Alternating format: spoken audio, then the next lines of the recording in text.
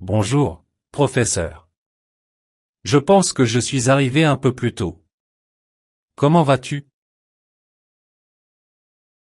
Bonjour, Charles.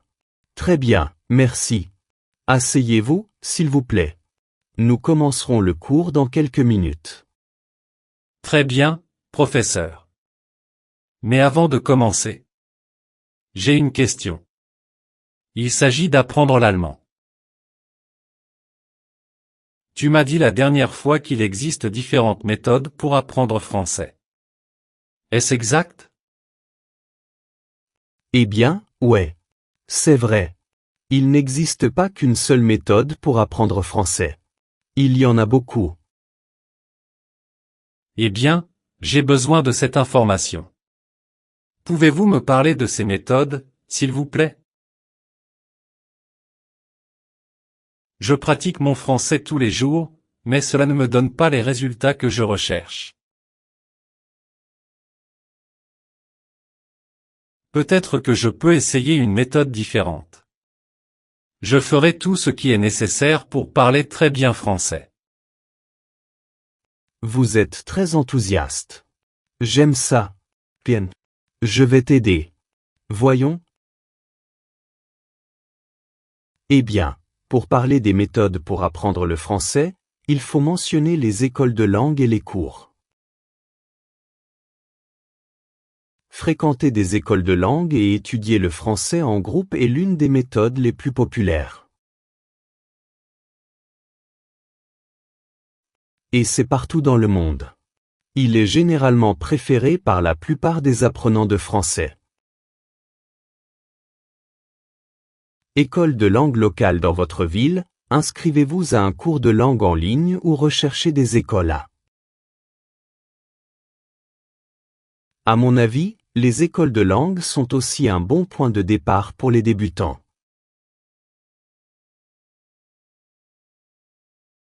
Car ils vous permettront de maîtriser les règles de grammaire de base, de constituer un vocabulaire et pratiquer vos compétences d'écoute et d'expression orale en groupe. Désormais, vous pouvez également engager un tuteur personnel. C'est une autre bonne méthode. Si les cours collectifs ne conviennent pas à votre style de vie ou à vos préférences personnelles.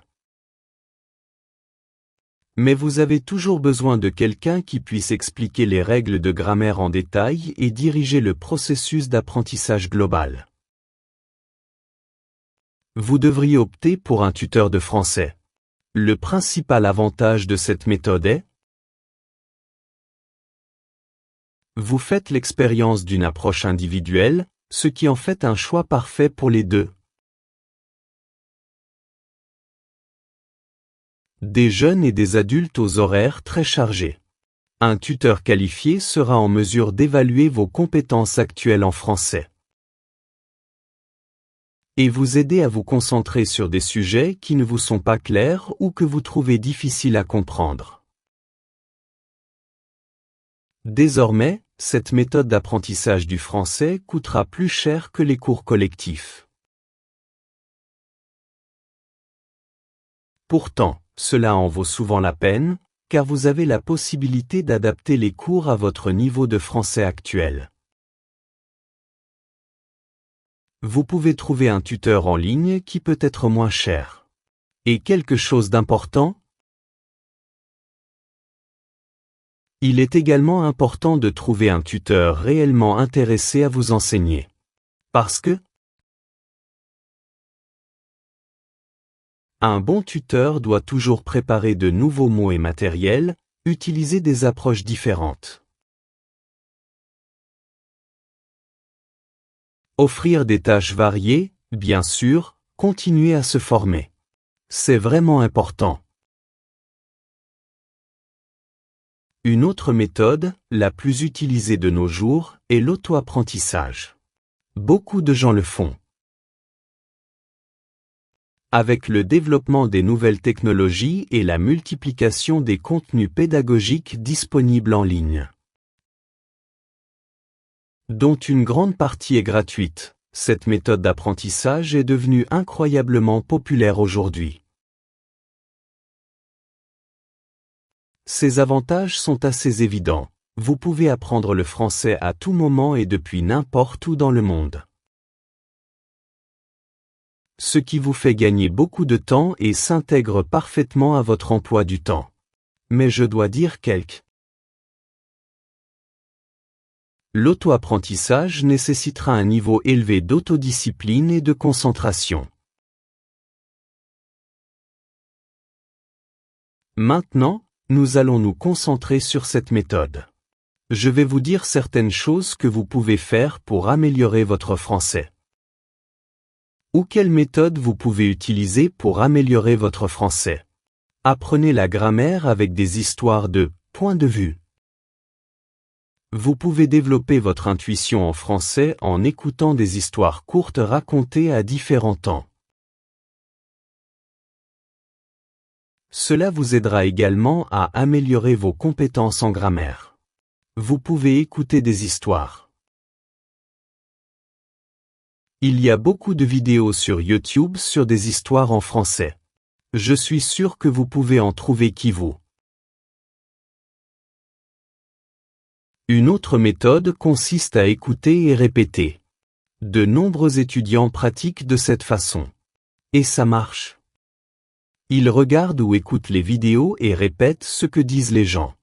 De cette façon, ils peuvent évaluer leur prononciation. Une autre méthode est d'écouter et de répondre, de ne pas écouter et de répéter. Comment ça marche? Au lieu de répéter sans réfléchir des mots ou des phrases, répondez aux questions posées. Par exemple, si vous écoutez un podcast ou une vidéo, mettez-le en pause toutes les 20 à 30 secondes. Et créez un bref résumé de ce qui a été dit. Pourquoi est-ce que ça marche bien? Parce que cela vous incite à vous engager plus activement dans la langue. Sérieusement. Votre cerveau doit travailler plus dur pour formuler une réponse. Et ce faisant, ils font plus d'exercices.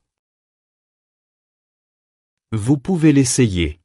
Une autre méthode pour apprendre le français consiste à étudier des phrases, pas des mots. Lorsque vous étudiez le français, n'apprenez pas des mots individuels. Les mémoriser n'a aucun sens sans contexte. Étudiez plutôt des phrases entières. Mémoriser le sens des mots est beaucoup plus facile si vous savez ce qu'ils signifient et comment ils sont utilisés dans une phrase. Le terme scientifique et de nombreux scientifiques conviennent que le contexte aide à mémoriser les mots plus rapidement. Une autre méthode pour apprendre le français est d'apprendre en écoutant. Je vais vous l'expliquer. Ne comptez pas uniquement sur la lecture de manuels pour apprendre la langue française.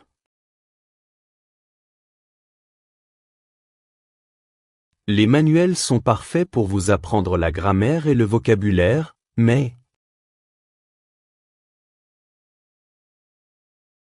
ils ne peuvent pas vous apprendre à avoir une conversation. Si vous voulez apprendre à parler français, il existe différentes stratégies d'écoute que vous pouvez utiliser pour comprendre ce qui se dit. Lorsque vous écouterez davantage, vous apprendrez du vocabulaire, mots et phrases, et de la grammaire utile sans même vous en rendre compte. Cela m'intéresse. Je veux connaître différentes stratégies pour apprendre le français en écoutant. Parce que parfois je ne comprends pas ce que disent les autres. Je dois améliorer cela.